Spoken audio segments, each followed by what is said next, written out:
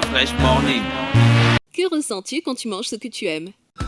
Ça me rappelle mon enfance. Ah, c'est trop bien. Il y a des choses là, on ne peut pas mettre les mots dessus. Le temps s'arrête. Ça me met de bonne humeur. Non, je peux plus m'arrêter. Ça passe par mon cœur. Et toi?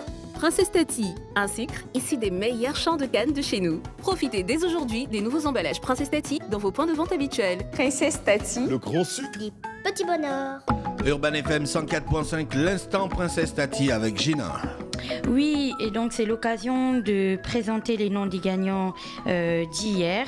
Donc hier, vous étiez nombreux à jouer et la question était de savoir de quoi tient la couleur, de quoi vient la couleur rousse du sucre dont on fait la promo en ce moment.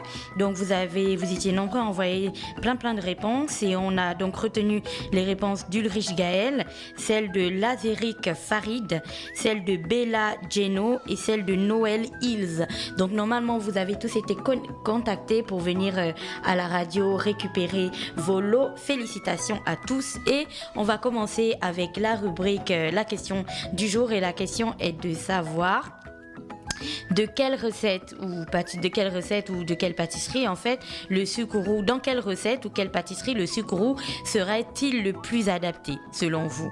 Alors et pourquoi? Donc dites-nous dans quelle recette ou pâtisserie le sucre roux serait le plus adapté et pourquoi. Partagez avec nous votre recette et peut-être que vous serez l'heureux gagnant de 2 sachets de sucre. Et on continue donc aujourd'hui, comme vous le savez, chaque jour on apprend un petit peu plus du sucre roux et de Princesse Tati. Et donc, il s'agit aujourd'hui de tout savoir sur la fabrication du sucre.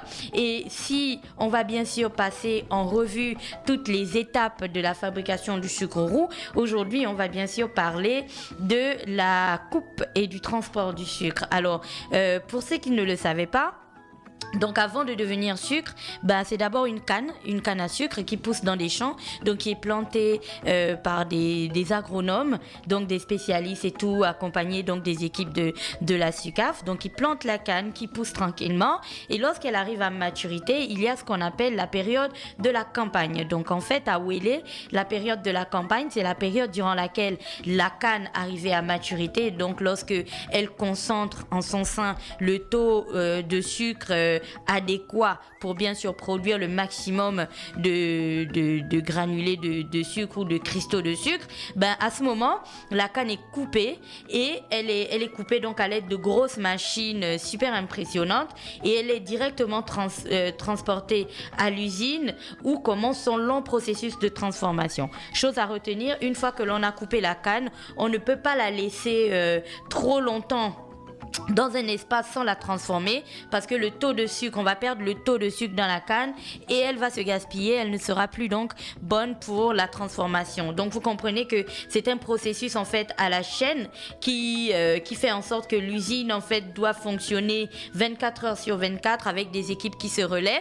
Et donc aujourd'hui on vous parlait de la coupe et du transport de la canne. La semaine prochaine on verra une autre étape dans la transformation de la canne à sucre.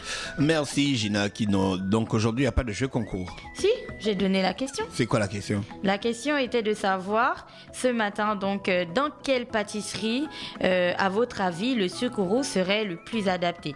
Donc selon vous, dans quelle recette ou pâtisserie le sucre roux serait le plus adapté et pourquoi? Donc dites-nous pourquoi et puis voilà, vous serez peut-être le regagnant de 2 sachets de sucre. D'accord, merci à tous les auditeurs bien connectés sur Urban FM 104.5, la station urbaine.